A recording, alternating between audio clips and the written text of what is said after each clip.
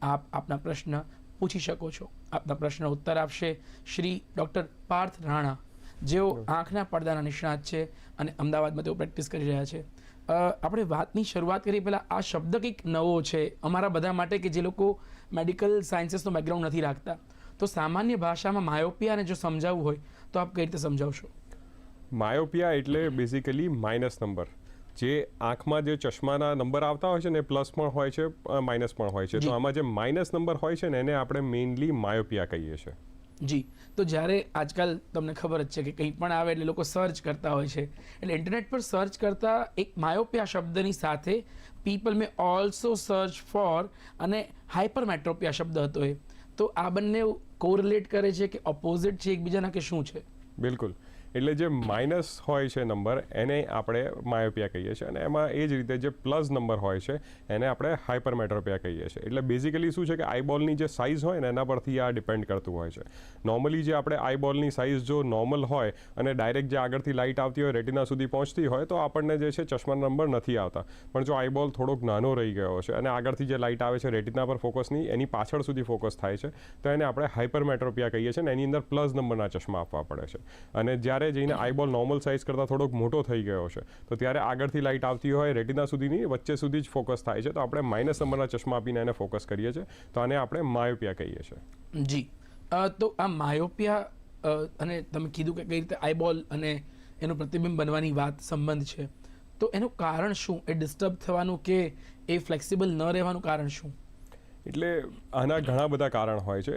Basically શું છે કે અત્યારે તો આપણે સૌથી પહેલું વસ્તુ જોઈએ તો જેના પેરેન્ટ્સને, જે બાળકના માતા પિતાને જે છે એ નંબર છે, એ લોકોને આ ચશ્માના નંબર આવવાના જે છે એ ખાસા વધારે ચાન્સ હોય છે. બીજું જે છે, આપણે જેટલું નજીકની પ્રવૃત્તિ વધારે કરીએ છીએ ને એટલું આપણા દૂરના નંબર વધવાના ચાન્સીસ વધારે હોય છે. એટલે એની અંદર પ્રોબ્લેમ કેવી થતી હોય છે કે જ્યારે આંખના જે મસલ્સ જે છે એ જ્યારે વધારે સ્ટ્રેન કરીને નજીકનું વાંચવા માટે તમને હેલ્પ કરે છે ત્યારે નોર્મલી આઈબોલની સાઇઝ થોડીક મોટી થવા લાગે છે અને એના કારણે આપણને દૂરના નંબર જે છે એ ધીમે ધીમે વધતા જતા હોય છે. અને જેનું કારણ છે કે અત્યારે જે મેઇનલી આપણે આ પેન્ડેમિક જોઈ રહ્યા છે કે જે રીતે કોરોના પેન્ડેમિક હતું કે જે વર્લ્ડ વાઇડ વધી રહ્યું હતું કોરોના, એ જ રીતે માઇનસ નંબર જે આ વધી રહ્યા છે એનું કારણ પણ આ જ રીતે છે. એટલે લગભગ 2026ના વર્ષને માયોપિયાને જાગૃતિ માટે વધારે ને વધારે પ્રયત્ન કરી રહ્યા છે બધા જ લોકો. પણ એની સાથે જો વાત કરીએ તો ક્યારે વ્યક્તિને ખબર પડે કે કેમ કે ખાસ કરીને બાળકોમાં જે બહુ ઇઝીલી વ્યક્ત નથી કરી શકતા પોતાને કઈ વસ્તુઓ સાથે ડીલ કરી રહ્યા છે, તો લક્ષણો કયા કયા છે માયોપિયાના, જ્યારે વ્યક્તિને ખબર પડે કે પોતે માયોપિયા થઈ રહ્યો છે, થઈ ગયો છે કે શક્યતાઓ છે? બિલકુલ, આ બહુ જ સારો તમે ક્વેશ્ચન પૂછેલો છે. ફર્સ્ટ જો આપણે કહીએ તો એક ડેટાથી હું આ વાત ચાલુ કરું આનો આન્સર કે 1999ની અંદર જે છે ને લગભગ જે આપણે ઓવરઓલ પોપ્યુલેશનમાં જોતા ને તો 4% લોકોને જે છે માયોપિયા એટલે માઇનસ નંબરના ચશ્મા હોતા હતા. પણ અત્યારે જઈને આપણે જો હમણાં છેલ્લો ડેટા એના જે 2019નો આવ્યો છે તો 2019ની અંદર આપણે જોઈએ ને તો લગભગ એ વખતે જે છે 24% લોકોને જે છે એ માયોપિયા અત્યારે મળી રહ્યું છે. એટલે આ 24% જે આપણે વાત કરીએ છીએ એ રૂરલ અને અર્બન એટલે શહેર અને ગામડાની બંને પોપ્યુલેશનને ભેગા કરીને વાત કરીએ છીએ. ત્યારે આપણે સિટીમાં જોઈએ તો સિટીમાં આંકડો ઘણો વધારે છે. 30થી 35% બાળકોને અત્યારે જે છે એ માઇનસ નંબરના ચશ્મા છે અને અમારી એક્સપેક્ટેશન છે કે લગભગ 2040 સુધી આવતા જે છે ને એ 48% એટલે લગભગ દર બીજા બાળકને જે છે ને માઇનસ નંબરના ચશ્મા હશે. અને આનું જે ખાસ જે કારણ જે છે ને એ આ બધા નિયર વર્ક જે આપણે કરીએ છીએ એમાં. હવે આની અંદર મેં તમને ખાસ એક વસ્તુ કીધી, મોટા લોકોને જ્યારે તકલીફ થાય જોવામાં એ તો ખબર પડી જ જાય છે, પણ તમે જે ક્વેશ્ચન પૂછ્યો છે ને બહુ સરસ છે કે બાળકોને કઈ ખબર પડે. બાળકો જે છે ને એ એમને જે દુનિયા જોઈ રહ્યા છે, ભલે એમના માટે થોડી ધૂંધળી દુનિયા છે પણ એમના માટે તો એ દુનિયા છે. એમને ખબર નથી કે એમને આ વસ્તુ ચોખ્ખી દેખાવી જોઈએ.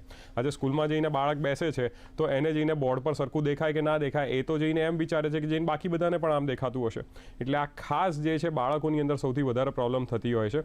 આપણે એની અંદર બાળકોમાં આ વસ્તુ જોવી પડે છે સરખી રીતે કે બાળકને કઈ રીતની તકલીફ છે ને આપણે જોઈ, એના પેરેન્ટ્સે જોઈ અને પછી જઈને જે છે બાળકને ડૉક્ટર પાસે લઈ જવું જરૂરી બનતું હોય છે. તો આના જે મેઇન લક્ષણો કહીએ, સૌથી પહેલાં તો નામની અંદર જ છે માયોપિયા, એટલે માયોસ જે કરે એકદમ બાળક જે આંખ ઝીણી કરતું હોય. આ જે એક લેટિન વર્ડ છે કે જે માયોસ જે કહેવાય ને આંખો એકદમ ઝીણી કરીને જોતા હોય એને લેટિનમાં માયોસ કહેતા હતા. એના પરથી જ આ માયોપિયા નામ બનેલું છે. એટલે બાળકો જ્યારે ઝીણી આંખ કરીને જોવાની કોશિશ કરે છે, ટીવી જે છે નજીક જઈને જોવે છે, લખેલું જે વાંચવાનું છે એ બહુ નજીક આવીને વાંચે છે, ક્યાં તો સ્કૂલની અંદર બાળક જે છે એ બોર્ડ પરથી નહીં પણ બાજુવાળા બાળકની જે છે એ બુકની અંદર જોઈને પછી જઈને લખી રહ્યું છે. બીજું કે ઘરની અંદર બાળક જે છે ચીડચીડું રહે છે, તમારા જે છે ઓર્ડર્સ નથી માનતું, કે લખવા વાંચવામાં એને તકલીફ થઈ રહી છે એ તમને સરખી રીતે જઈને નથી જણાવતું. તો આ જે લક્ષણો છે આ બધા લક્ષણોમાં બાળકને એક વખત જઈને એ સરખા આઈ સર્જન પાસે જઈને ચશ્માના નંબર ચેક કરાવવા જરૂરી બને છે. ઘણી વખત બધા જે છે એ કોઈ નાની મોટી ચશ્માની દુકાન કે બીજે ક્યાંક જઈને ચશ્માના નંબર ચેક કરાવી લે છે. તો આ બધામાં મેઇન તકલીફ શું થતી હોય છે કે ઘણી વખત બાળકની આંખમાં બીજી તકલીફ છે, ચશ્માના નંબર સિવાયની પણ કોઈ તકલીફ છે, મળી નથી આવતી. એટલા માટે આઈ સર્જન પાસે જઈને પહેલું ચેકઅપ કરાવવું કમ્પલસરી છે. જી, કેવા કેવા day to day problems face કરે જો લોકો ડાયગ્નોસ થયા પછી પણ એના જે વૈકલ્પિક ચશ્મા પહેરવા કે લેન્સ પહેરવા કે મેડિસિન્સ એ બધા તરફ ન જાય, તો કેવા કેવા કોન્સિક્વન્સીસ કે કેવા કેવા પ્રોબ્લેમ્સ ડે ટુ ડે લાઈફમાં ડીલ કરવા પડતા હોય છે જો માયોપિયા છે છતાંય આપણે લોકો ઇલાજ તરફ ન જઈએ તો? આ જે છે ને એ મારા ખાસ એક ફ્રેન્ડની જ વાત છે, તો હું એના જ ઇન્સિડન્ટ્સ કહું કે એ જ્યારે નાનો હતો અને અમારી સાથે હતો, હવે ઘણી વખત એના મધર સવારે સફાઈ કરતા હોય ને એણે પલંગની બાજુમાં ચશ્મા મૂકેલા હોય અને આ ચશ્મા એના મધર બીજે ક્યાંક ઉપાડીને મૂકી દે ને તો એ ચશ્મા શોધી ના શકે અને બીજા કોઈને બોલાવડાવીને ચશ્મા શોધવા પડે. અમારી સાથે એ જ્યારે ફરવા આવે ને અમે વરસાદમાં બધા આરામથી ફરતા હતા, ચશ્મા કાઢીને જે છે મારા 1 થી 1.5 નંબર છે તો મારે હું ચશ્મા કાઢીને ફરી શકતો તો વાંધો નહોતો, પણ એને 4 નંબર હતા. 3 થી વધારે નંબર થઈ જાય ને ત્યારે ડિસેબિલિટી આવે છે. એ જે છે અમારી સાથે ચશ્મા એ કાઢીને જો ફરવા જાય ને તો એ ના ફરી શકે અને જો વરસાદમાં ચશ્મા પહેરેલા હોય તો એને કંઈ ના દેખાય. એ ક્યાંક દરિયામાં નાહવા જવું છે ને તો એની સાથે એ સેમ તકલીફ હોતી હતી કે દરિયામાં અંદર જવાનું હોય ને તો એ ચશ્મા પહેરીને જાય તો એ વહી જાય અને જો ચશ્મા કાઢીને જાય તો એને અંદર કંઈ દેખાય નહીં. એટલે એક રીતની આ ડિસેબિલિટી છે. આ જો 3 થી વધારે જેને પણ નંબર હોય એ લોકોને જે છે આ ડિસેબિલિટી સાથે જીવવું પડતું હોય છે ને એના માટે જ અમે કહેતા હોઈએ છીએ કે પહેલેથી જો આપણે ટ્રીટમેન્ટ આપણે કરવાની ચાલુ કરી દઈએ અને માયોપિયા કંટ્રોલ થેરાપીની અંદર જો એમને એનરોલ કરી દેતા હોઈએ છીએ તો એના ચશ્માના નંબર વધારે આગળ વધતા અટકાઈ શકાય છે અને જે પુખ્ત જે ઉંમર આવે ત્યારે જઈને આપણે આ જે છે ચશ્માના નંબર એના ઉતારી પણ શકીએ છીએ ઇઝીલી. જી, તમે જે વાત કરી કે આટલા, તો આ -3ની રેન્જ શું કામ? એટલે એનું શું કારણ છે કે 3 સુધી તમે વગર ચશ્માએ પણ જોઈ શકો, પણ વધારે તો એ ધૂંધળું થવું એક તો એનો એ જવાબ છે કે ધૂંધળું વધારે થઈ જાય છે, પણ તો નરી આંખે સાવ ન દેખી શકાય એ કઈ રીતે? આમ થોડું ચશ્માવાળો છું હું છતાં પણ મને થોડુંક એવું લાગે છે કે કઈ રીતે આટલી બધી પ્રોબ્લેમ વધી શકે? એટલે આપણા આંખની અંદર જે છે ને અમુક કેપેસિટી હોય છે કે અમુક નંબર સુધી જે છે ને એ નાની એજમાં એડજસ્ટ કરી શકતા હોય છે અને સાથે અમુક નંબર સાથે જેટલું ધૂંધળું દેખાતું હોય ને એમાં આપણે કામ કરી શકતા હોઈએ. -3 એ એવી બોર્ડર લાઇન છે કે ત્યાંથી જઈને જ્યારે ઉપરના નંબર હોય છે ને ત્યારે જઈને એ જે છે આંખ આપણી એડજસ્ટ કરી નથી શકતી અને આપણે ઘણા બધી વસ્તુઓ જે છે એ આપણે ચશ્મા વગર નથી કરી શકતા હોતા. બીજી એક ખાસ વસ્તુ જે છે ને જેને માઇનસ નંબર વધારે હોય છે એ લોકોને રેટિનામાં તકલીફ ઘણી આવતી હોય છે. એ લોકોનું રેટિના મેં કીધું એ પ્રમાણે આઈબોલ મોટો થયો છે એટલે જઈને નંબર આવી રહ્યા છે અને આઈબોલના અંદરના ભાગમાં જે છે રેટિના ફેલાયેલું છે, તો આ રેટિના પણ સ્ટ્રેચ થાય છે અને એના કારણે રેટિનામાં ક્યાંક રેટિના ફાટી જવું. રેટિના એટલે આંખનો પડદો, એટલે આંખનો પડદો ફાટી જવો, એમાં હોલ થવો કે આંખનો પડદો એની જગ્યા પરથી ખસીને ટોટલ વિઝન બંધ થઈ જવું, આવા બધા પણ ચાન્સીસ હોય છે. એટલા જ માટે આપણે પ્રિફર કરતા આવીએ છીએ કે જઈને એમના ચશ્માના નંબર જલ્દી વધે નહીં અને એ આવા સિવિયર કોમ્પ્લિકેશનમાં પણ જાય નહીં જલ્દીથી. જી, મૂળ 1998-99 ટેલિવિઝન વધ્યા પછી ધીરે ધીરે કમ્પ્યુટર્સ યુઝ થવા માંડ્યા, આપણે ટેલિવિઝન એની સ્ક્રીન સાઇઝ વધી, પછી આપણી પાસે હેન્ડી ટેલિવિઝન આવી ગયું જેને આપણે મોબાઈલ ફોન કહીએ છીએ, બહુ બધું જોતા હોઈએ છીએ. તો આ સ્ક્રીન ટાઈમનો માયોપિયાને કંઈ રિલેશન છે ખરું કે સ્ક્રીન ટાઈમના વધવાના કારણે આ કંઈ થાય છે કે પછી નેચરલ લાઇટનો કોન્ટેક્ટ ઘટી ગયો છે અને આપણે લોકો આર્ટિફિશિયલ લાઇટની સાથે આપણું જીવન જીવી રહ્યા છીએ? કેવા કેવા તમે આજે પાછલા 2 કે 3 દશકોમાં જે આપણે હરણફાળ ભરી છે આપણી ટેકનોલોજીએ, એના લીધે લાઈફસ્ટાઈલમાં જે ચેન્જીસ આવે છે એને તમે ક્યાંક કારણભૂત માનો છો ખરા? તમે જેટલી વસ્તુ કીધી આ બધી વસ્તુનો જે છે એ રિલેશન છે આની સાથે. ફર્સ્ટ જે આપણે વાત થઈ કે સ્ક્રીન્સ જે છે ને એ આપણે જ્યારે નજીક સ્ક્રીન આપણે વાપરી રહ્યા છે કોઈ બી, તો આપણું બ્રેન જે છે એ નજીક જોવા માટે આંખની અંદરના અમુક મસલ્સ હોય, સિલિયની મસલ્સ કહેવાય, એને જઈને ફોકસ કરવા માટે હેલ્પ કરે છે અને એ જ્યારે એ ફોકસ કરી રહ્યું છે ત્યારે જઈને એ એવા સિગ્નલ મળે છે કે આજે દૂરનું જોવાનું નથી એટલે જઈને એના માઇનસ નંબર વધે છે. First thing. સેકન્ડ વસ્તુ કે જઈને કે આ જે સ્ક્રીન્સ આપણે કન્ટિન્યુઅસ જોઈ રહ્યા છે કે લખવા વાંચવાનું ઘરની અંદર રૂમની અંદર કરી રહ્યા છે, ત્યારે આપણે દૂર જોવા માટે કોશિશ જ નથી કરતા, એટલે આઈબોલની જે છે આદત નથી રહેતી ને એટલે દૂરના નંબર વધી રહ્યા છે. એટલા માટે જઈને ખાસ હું દરેક બાળકને જે છે, જેટલા પણ બાળક મારી પાસે નંબર સાથે આવે છે, ઇવન મારા પણ પોતાના બાળકો નાના જ છે, તો હું એ લોકોને ખાસ દરરોજ સાંજે એટલીસ્ટ 1 થી 2 કલાક માટે જ્યારે સૂર્યપ્રકાશ છે ત્યારે હું એ લોકોને બહાર રમવા માટે જ પ્રોત્સાહિત કરું છું.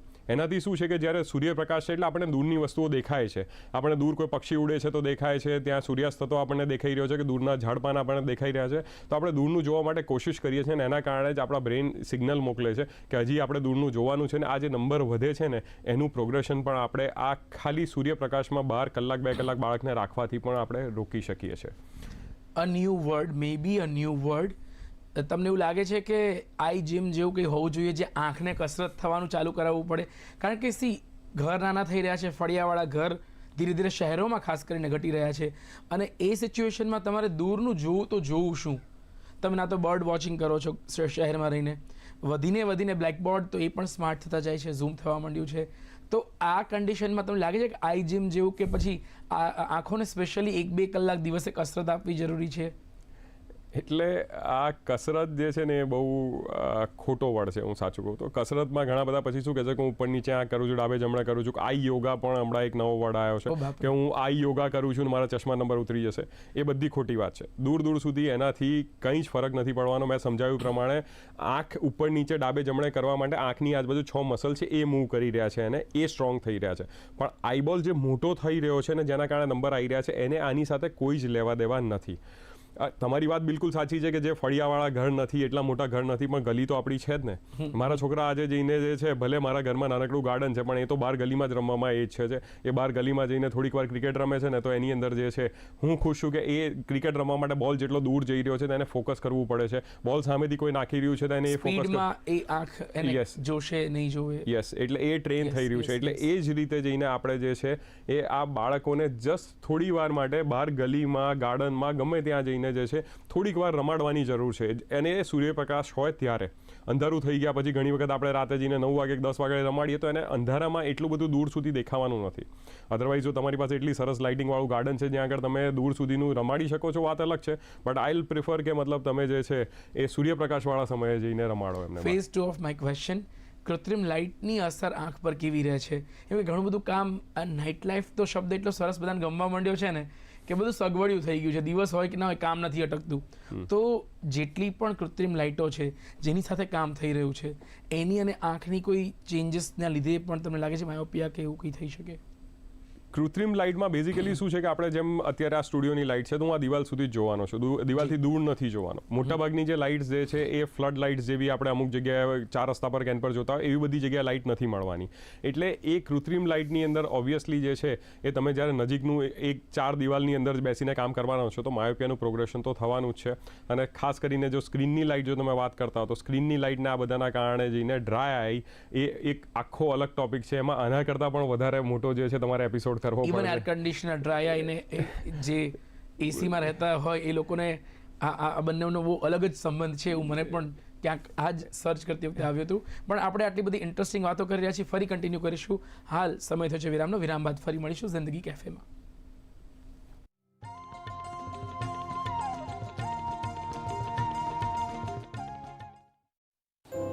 છોકરો સીએ છે.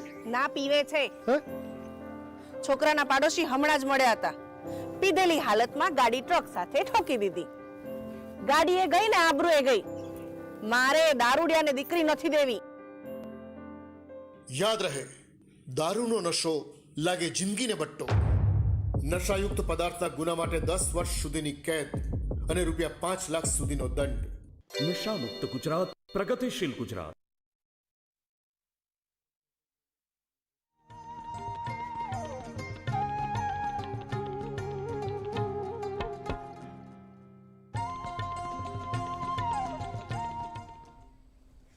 નમસ્કાર દર્શક મિત્રો, સ્વાગત છે આપ સૌનું જિંદગી કેફેમાં. આજે આપણે વાત કરી રહ્યા છીએ માયોપિયા પર અને ડૉક્ટર પાર્થ રાણા આપણી સાથે જોડાયા છે. આપણે વાત કરી રહ્યા હતા તો વચ્ચે રાજસ્થાનથી એક દર્શક મિત્ર જોડાયા છે. જી સદર ખાનજી, આપનો પ્રશ્ન જણાવશો. जी, ये मेरा प्रश्न ये है जी જી मेरे भाई का थोड़ा आंखों से नजर कम है और दिन को देगा, रात को बिल्कुल नहीं दिखाई दे रहा है। जी यही पर्सन मैंने लाइव चला इसलिए मैंने कहा कॉन्टेक्ट करूं इसलिए। ठीक है, हम डॉक्टर साहब से पूछ लेते. આમ થોડું લગભગ આપણા માયોપિયાના વિષયથી અલગ હશે હા, પણ એવું કહેવું છે કે દિવસે દેખાય છે, રાત્રે સાવ નથી દેખાતું. सो बेसिकली जो नाइट में नहीं दिखता है उसे नाइट ब्लाइंडनेस या हम गुजराती में रतांधड़ापणु बोलते हैं. अब ये जो नाइट ब्लाइंडनेस होती है बेसिकली ये खून के अंदर परेशानी होती है, आँख में उसकी इफेक्ट हो रही है. जो डीएनए कहते हैं, रंगसूत्र कहते हैं, वो रंगसूत्र में जब खराबी होती है किसी के तो वो आँख में जाके इस तरीके की असर करता है और उसमें ये नाइट ब्लाइंडनेस आती है. अभी नाइट ब्लाइंडनेस के लिए जो जीन थेरापी है वो इंडिया के अंदर शुरू नहीं हुई है, पर उसके लिए हम चेकअप ज़रूर कर सकते हैं. आपके आसपास के कोई रेटिना सर्जन, आँख के पर्दे के जो डॉक्टर हैं, उनको एक बार दिखा दीजिए. वो शायद अभी के लिए कुछ टेम्पररी प्रोग्रेशन स्लो करने के लिए आपको दवाइयाँ दे सकते हैं. जी, આશા રખતે આપકો આપકે પ્રશ્ન કા ઉત્તર મિલ ચુકા હોગા. પાર્થભાઈ, આપણે વાત કરી રહ્યા હતા કે બાળકો રમવું, એમને ખુલ્લામાં સનલાઇટમાં બને એટલું રમવા મોકલો, પણ મને લાગે છે કે જાગૃતિ માટે પણ કેવા બિહેવિયરલ ચેન્જની જરૂર છે પેરેન્ટ્સમાં, ટીચર્સમાં અને બાળકોમાં, કે કઈ રીતે ઓપન અપ થઈ. ઘણા બધા બાળકો બોલતા જ નથી હોતા. આપ જ કહેતા હતા કે બાળકો માટે તો મુશ્કેલી એ છે કે બોલવું કે ન બોલવું, અને આસપાસનું એન્વાયરમેન્ટ એટલું હેલ્ધી નથી હોતું. ઘણી વખત ચશ્મા હજુ પણ ઘણી જગ્યાએ એ બોલી થવાનું કારણ બની જતા હોય છે. તો આપ કેવા બિહેવિયરલ ચેન્જની આશા રાખો છો? સૌથી પહેલી વસ્તુ, ચશ્મા આવવા એ કોઈ રોગ નથી એવો. ઘણી વખત જે છે આપણે સ્કૂલ્સની અંદર જોઈએ છે કે બાળકો ચશ્મિશ કહીને ચીડાવે કે બીજી ઘણી બધી વસ્તુ એવી હોય છે કે જેનાથી બુલી કરતા હોય છે બાળકોને. ફર્સ્ટ તો આપણે સ્કૂલની અંદર જે ટીચર્સ છે, ક્યાં તો એ લોકોની જે ટીચર પેરેન્ટ મિટિંગ છે ત્યાં આગળ જઈને સરખા સ્પેશિયાલિસ્ટને બોલાવી અને આના વિશે લોકોને જાગૃત કરવાના છે. ખાસ કરીને બાળકોને અને ટીચર્સને જાગૃત કરવાના છે કે જઈને એ કોઈ બાળકને બુલી ના થવા દે. બીજું, જે ટીચર દરરોજ જે ભણાઈ રહ્યું છે એ મોટા ભાગે જે છે ને આજે જે વર્કિંગ પેરેન્ટ છે એ વર્કિંગ પેરેન્ટ કરતાં તો એ ટીચર જે છે વધારે બાળક સાથે રહે છે. તો એ ટીચર જે છે એમને નોટિસ કરવાની પહેલી જરૂર છે કે જઈને કે એ બાળક જે છે એને જોવામાં કંઈ તકલીફ પડી રહી છે કે બાજુવાળામાંથી જોઈ રહ્યું છે, ક્યાં તો એ સ્કૂલમાં જે છે સરખું એનું પરફોર્મન્સ નથી આપતું, તો એનું કારણ શું છે. અને જો એ એમના પેરેન્ટ્સને જણાવે તો એ પણ જે છે એ કોઈ આઈ સર્જન સુધી એમને પહોંચાડી શકે છે. બીજું, જે અમુક સ્કૂલો જે છે એમણે કમ્પલસરી કર્યું છે કે એમનું જે સેશન ચાલુ થાય એ પહેલાં જઈને એમણે અમુક જે ચેકલિસ્ટ આપે છે એટલું જઈને એટલા ડૉક્ટર્સ પાસેથી ફિટનેસ સર્ટિફિકેટ લાવવું જરૂરી હોય છે. એમાં ખાસ કરીને આંખનું પણ મૂક્યું છે, જનરલ મેડિસિનનું પણ મૂક્યું છે. તો આ જે અત્યારે જે લેટેસ્ટ સ્કૂલોની અંદર જે આ લોકોએ આ ચેકલિસ્ટ મૂક્યું છે, દરેક સ્કૂલે પાડવું જોઈએ કે જે એમનું સત્ર ચાલુ થાય, નવું વર્ષ ચાલુ થાય એ પહેલાં જઈને એ લોકોએ જે છે આ ફિટનેસ સર્ટિફિકેટ બધા ડૉક્ટર્સ પાસેથી લાવીને સ્કૂલમાં જમા કરવાનું રહે, તો જેનાથી બાળકને કોઈ નાની મોટી પણ તકલીફ હોય તો ઇઝીલી મળી જાય. જી, એક દર્શક મિત્ર છે દીપકભાઈ, પોરબંદરથી જોડાયા છે. જી દીપકભાઈ, આપનો પ્રશ્ન જણાવશો. હા, આપણે પાણીમાં ચોખ્ખા આંખની છાલકો મારીએ કે પાણીને આંખને આપણે છલછલતા ગ્લાસમાં ડુબાડીને રાખીએ તો એનાથી કઈ આમ આંખો સ્વચ્છ રહે એવું શક્ય ખરું? દીપકભાઈ, મારો પ્રશ્ન લઈ લીધો છે તો આપ જવાબ આપશો, પછી પાછળ મારા પ્રશ્નોની લિસ્ટ પણ હું જોડી દઈશ. બહુ સારો ક્વેશ્ચન પૂછ્યો છે દીપકભાઈએ. એકચ્યુઅલી આ બહુ મોટી મિથ છે. મારી પાસે ડ્રાય આઈના ઢગલાબંધ પેશન્ટ આવતા હોય છે અને મને કહે છે કે સાહેબ હું તો દિવસમાં 10 વખત પાણીની છાલક મારું છું આંખમાં, છતાં મને આંખો ડ્રાય રહે છે. એકચ્યુઅલી એ આંખો ડ્રાય થવાનું કારણ જે છે ને આટલી બધી વાર આંખમાં છાલક મારી છે ને એટલે છે. આનું એક સાયન્ટિફિક તમને રીઝન સમજાવું તો આંખની ઉપરનું જે આંસુનું લેયર જે છે ને એ આંસુનું લેયર જે છે એ એની અંદર એકલું પાણી નથી, અલગ અલગ પ્રોટીન્સ છે, એની અંદર બીજા બધા પદાર્થો છે. હવે આ બધા પદાર્થો જે છે ને એ ઓઇલ ને બધી વસ્તુઓ એ બનવામાં લગભગ 4 થી 6 કલાક લાગે ત્યારે જઈને એ આંસુનું લેયર પૂરું બને છે. હવે તમે જ્યારે એકવાર પાણીથી ધોઈ કાઢો છો તો એ લગભગ જે છે નેક્સ્ટ 4 કલાક માટે એ આંસુનું લેયર જે છે ત્યાં નથી સરખું અને પછી એ 4 થી 6 કલાકમાં બને છે, તમે ફરીથી એને ધોઈ કાઢો છો. એટલે એના કારણે જઈને જે છે ને ડ્રાય આંખો વધે છે અને પછી જઈને જે છે એ અમુક વખત આપણે શરૂઆતમાં 1-2 વખત કર્યું તો વાત અલગ છે, પણ જ્યારે લોંગ ટર્મ માટે કરીએ છીએ ને તો એ પરમેનન્ટ જે છે એ ડ્રાય પણ કરી દેશે. જી દર્શક મિત્રો, વધુ આપણે માહિતી મેળવીશું, પણ હાલ સમય થયો છે વિરામનો. વિરામ બાદ ફરી મળીશું જિંદગી કેફેમાં.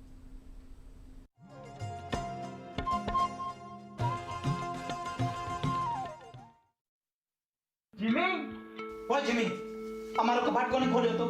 મારી 3 બોટલ દેખાતી નથી. સોરી પપ્પા, પણ મેં આજે તમારી 3 બોટલ તોડીને ગટરમાં ફેંકી દીધી. અરે મૂરખ, તને ખબર છે આ ઇંગ્લિશ દારૂની બોટલ કેટલી મોંઘી આવે છે. હવે મારે અત્યારે શું કરું? ખેંચીને આપીશ ને.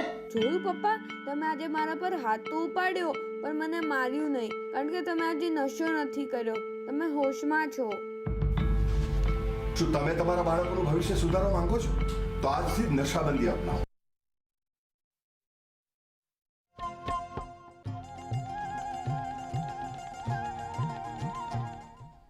વિરામ બાદ આપ સૌનું સ્વાગત છે જિંદગી કેફેમાં. આપણે વાતચીત કરી રહ્યા છીએ માયોપિયા પર અને વિષય નિષ્ણાત ડૉક્ટર પાર્થ રાણા ઉપસ્થિત છે. પાર્થભાઈ, આપણે વાત કરી, દર્શક મિત્રોને કીધું પાણીની છાલકો ન મારવી વધુ હિતાવહ છે, પણ હવે જો આગળનો પ્રશ્ન લાવીએ તો માયોપિયાનો કોઈ ઈલાજ છે ખરો? એમ કે લોકો ઘરગથ્થુ કંઈ પણ કરતા હોય એના કરતાં સારું છે કે ઈલાજ વિશે નિષ્ણાત જ કંઈ વાત કરી દે. બિલકુલ.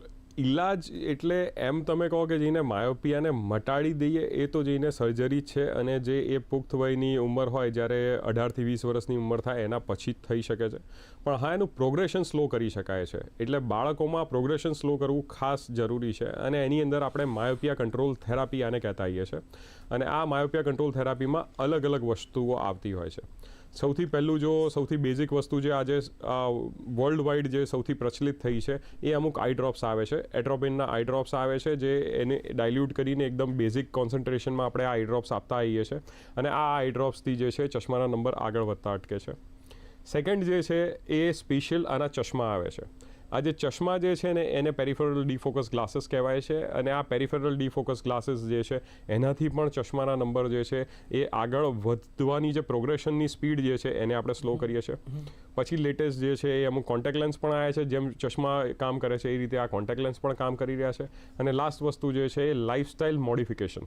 લાઇફસ્ટાઇલ મોડિફિકેશનનો મતલબ છે કે જેને બાળકોની જે લાઇફસ્ટાઇલ છે, જે ડે ટુ ડે એ લોકોને સ્ક્રીન જોવાની આદત છે, એને છોડાવવી પડે છે. વધીને 15 થી 20 મિનિટ, એનાથી વધારે કન્ટિન્યુઅસ બાળકને ક્યારે સ્ક્રીન આપવાની નહીં. અને ખાસ મેં પહેલાં પણ કીધું હતું, સેમ અત્યારે પણ કહું છું, સૂર્યપ્રકાશ હોય ત્યારે જઈને જે છે બાળકોને કલાકથી 2 કલાક જે છે બહાર રમવા માટે મોકલવા જોઈએ, જેનાથી જઈને એમના ચશ્માના નંબર આપણે કંટ્રોલ કરી શકીએ છીએ. જામનગરથી એક દર્શક મિત્ર જોડાયા છે, તરલાબેન જી, આપનો પ્રશ્ન જણાવશો. હેલો. હેલો. હા, નમસ્તે. નમસ્તે. મારો પ્રશ્ન છે માઇનસ કે પ્લસ આંખના નંબરો 10 થી 12 ની આસપાસ હોય તે વ્યક્તિ દિવ્યાંગ ગણી શકાય? દિવ્યાંગતા અને સરકારના ધારાધોરણો શું છે એ વિશે જો આપ આનો જવાબ આપી શકો તો, કે 10 કે 12 નંબર એમણે પૂછ્યું છે, માઇનસ કે પ્લસ, તો દિવ્યાંગતા ગણાય કે નહીં? 10 કે 12 નંબર જે છે ને એને દિવ્યાંગતા ના ગણાય, પણ 10 કે 12 નંબર ચશ્મા પહેર્યા પછી પણ જો તમારી દ્રષ્ટિ સારી નથી, જો એના પછી તમે લખી વાંચી શકતા નથી, તો પછી એને દિવ્યાંગતા ગણી શકાય. દિવ્યાંગતાને ચશ્માના નંબર સાથે ડાયરેક્ટલી કોઈ રિલેશન નથી. જી, આપણે વાત કરી રહ્યા હતા, આવો જ એક શબ્દ છે ઓર્થોકેલેન્સિસ, તો તમે જો એના વિશે પણ વધારે વાત કરી શકો કે કઈ રીતે એ લેન્સીસ વધારે હેલ્પફુલ થાય છે, કે કઈ રીતે આપણે? ઓર્થોકે લેન્સીસ જે છે ને એ અત્યારે બહુ લેટેસ્ટ ટ્રીટમેન્ટ છે. ઓર્થોકે લેન્સીસ જે છે એનાથી આપણે જે આંખની આગળનો જે પારદર્શક કીકી, જેને આપણે કોર્નિયા કહેતા હોઈએ છીએ, કોર્નિયાનો જે છે ને એ શેપ આપણે જે છે એ કંટ્રોલ કરતા આવીએ છીએ.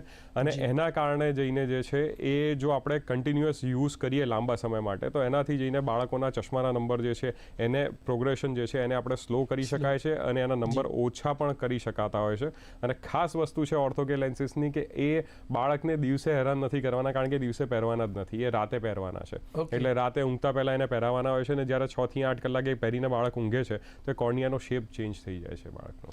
જો એની સાથે જ વાત કરીએ તો બહુ મહત્ત્વનો પ્રશ્ન છે કે સાવ માયોપિયા થઈ ગયા પછી એ સાવ જ નીકળી શકે બોડીમાંથી, જો લેન્સ ફરી હેલ્ધી થઈ શકે, કે જે નેચરલી જ નાનો મોટો થવા માંડે, એટલે ઇન શોર્ટ કહીએ તો ચશ્મા નીકળી શકે ખરા પાછા? ચશ્મા નીકળી શકે છે, પણ એ મેં કીધું એ પ્રમાણે 18 થી 20 વર્ષની ઉંમર હોય, જ્યારે આઈબોલનું પ્રોગ્રેશન અટકી ગયું. આઈબોલનું પ્રોગ્રેશન એટલે આખી બોડીની જે હાઇટ બોડી વધે છે, એ જ રીતે આઈબોલની સાઇઝ પણ વધતી જાય છે. એટલે 18 થી 20 વર્ષની ઉંમરે જ્યારે આઈબોલનું પ્રોગ્રેશન અટકી જાય છે, ત્યારે જઈને આપણે જે છે ચશ્માના નંબર અલગ અલગ પદ્ધતિથી ઉતારી શકીએ છીએ. સૌથી બેઝિક પદ્ધતિ આજકાલ લેસિક છે, કે જેને ફેમ્ટો લેસિક છે, જેની અંદર આપણે ઉતારીએ છીએ. અને જો એનાથી નથી ઉતરી શકતા, જો વધારે નંબર છે, તો આપણી પાસે ICL કરીને પણ ટ્રીટમેન્ટ હોય છે, અને એનાથી પણ નથી ઉતરતા તો એનાથી આગળ આપણી પાસે ક્લિયર લેન્સ એક્સટ્રેક્શન CLE કરીને ટ્રીટમેન્ટ છે. એ આંખમાં નેત્રમણી મૂકીને આપણે ચશ્માના નંબર ઉતારી દઈએ છીએ. જી, જો આજના કાર્યક્રમના અંતે આપે કોઈ ખાસ વાત કરવી હોય બાળકોને, ટીચર્સને કે પેરેન્ટ્સને, તો એ વાત કહેશો? હું દરેક પેરેન્ટ્સને એક વસ્તુ ખાસ કહેવા માંગીશ. હું સમજુ છું કે હું પોતે પણ એ જનરેશનથી છું કે જ્યારે આપણે બધા જે છે ને એ ટીવીથી કે લેપટોપથી જઈને આપણે આગળ વધતા આવ્યા, અને જ્યારે આપણે પેરેન્ટ્સ બન્યા તો આપણે આ વસ્તુઓ જલ્દીથી ચેન્જ નથી કરી રહ્યા. આજે હું મારા બાળકો માટે ઘણી વધારે મહેનત કરું છું, ને હું એ જ વસ્તુ તમારી સાથે પણ હું એક રિક્વેસ્ટ કરીશ કે દરેક પેરેન્ટ્સ જ્યારે પોતાનો મી ટાઈમ શોધે છે કે પોતાનો સ્ક્રીન ટાઈમ શોધે છે, એની અંદર જે છે બાળક પર પૂરતું ધ્યાન નથી આપી શકતો, અને એના કારણે જઈને બાળક જ્યારે તમને આવીને વારે ઘડીએ નેગિંગ કરે કે વારે ઘડીએ તમને બોલાયા કરે, તો તમે જઈને સિમ્પલ એક વસ્તુ કરો છો, એને સ્ક્રીન આપી દો છો ને તું શાંતિથી બેસી જાય, ને એના પછી બાળક આરામથી બેસી જાય છે. ઇવન જમાડવા માટે પણ જઈને ઘણી વખત આપણે જેટલું જમાડવું છે બાળક નથી ખાતું, તો આપણે એની પાછળ ભાગાદોડી કરીએ કે એને સમજાવીએ, એના કરતાં આપણે એક સ્ક્રીન આપી દઈએ અને બાળક ખાધા કરે છે. તમે આવું ના કરો. થોડોક બાળકની પાછળ જે છે સરખો ટાઈમ આપો, બાળકની જે છે સાયકોલોજીને સમજો અને બાળકની સાથે એક સરખું કનેક્શન બનાવો. મોટાભાગના ટાઈમે જે છે એ અત્યારની જનરેશનના પેરેન્ટ્સ જે છે બાળકોની સાથે કનેક્શન નથી બનાવતા. એમનું કનેક્શન જે છે ને મોબાઈલ ને સ્ક્રીન સાથે જ છે. એ બાળક તો ઘણી વખત હું સાચું કહું ને તો એ પેરેન્ટ્સને સારી રીતે ઓળખતું ના હોય ને એવું પણ બની શકે છે, કારણ કે આખો દિવસ મોબાઈલમાં જ રહેતું હોય છે. એટલે બાળકને બને એટલો ઓછો મોબાઈલ આપો, અને એવું નહીં કે ઓછો મોબાઈલ આપીને પછી એને છોડી દીધું. એની પાછળ સરખો ટાઈમ સ્પેન્ડ કરો. આજની બિઝી લાઈફમાં ડિફિકલ્ટ છે, પણ એ તમે કરશો તો મને બહુ ગમશે કે મારો આજની જે મહેનત કરી છે ને આજનું જે તમને તમારી સાથેનું આ ડિસ્કશન થયું છે એ બધું ફળી ગયું. Thank you. આજના કાર્યક્રમમાં આપ અહીંયા ઉપસ્થિત રહ્યા એ માટે દૂરદર્શન તરફથી આપનો ખૂબ ખૂબ આભાર. Thank you. દર્શક મિત્રો, આજનો આ કાર્યક્રમ જિંદગી કેફેમાં આપણે વાત કરી માયોપિયા પર, એ અહીં સમાપ્ત થાય છે. ફરી મળીશું નવા વિષય સાથે. રજા આપશો. નમસ્કાર.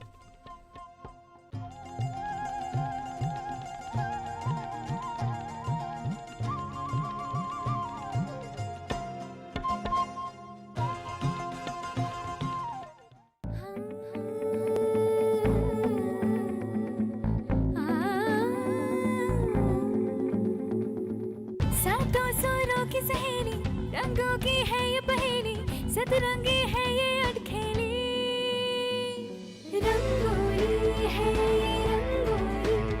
નિહાળો ફિલ્મી ગીતોનો કાર્યક્રમ રંગોલી દર રવિવારે સવારે 10 વાગે, પુનઃ પ્રસારણ દર બુધવારે સાંજે 7:30 કલાકે ડીડી ગિરનાર પર. एक जमाने से कहानी है सुना रही आकाशवाणी, फिर आया एंटरटेनमेंट का रेवोल्यूशन, जब कोने कोने पहुंचा दूरदर्शन. कहानी नहीं बदली, स्टाइल गया है बदल. जो कहानियां हम सुनते आए देखते आए, अब वही वैसी ही कहानी सुनाएगा डिजिटल. आज ही डाउनलोड करो OTT वेव्स. निहाळो मनोरंजन निशुल्क.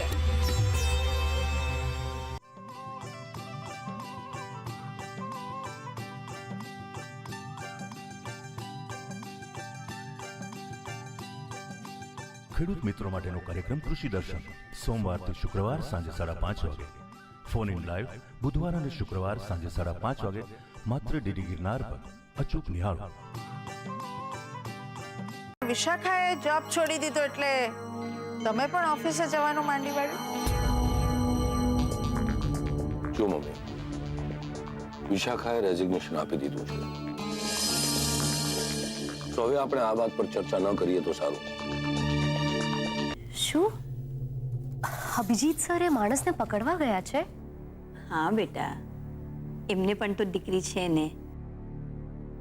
તું તો એને મળી છે ને સંગતિ, એટલે એમને ખબર છે કે દીકરીની સેફટી કોને કહેવાય. અને એમને મને પ્રોમિસ કર્યું છે કે તને ક્યારેક કંઈ પણ નહીં થવા દે.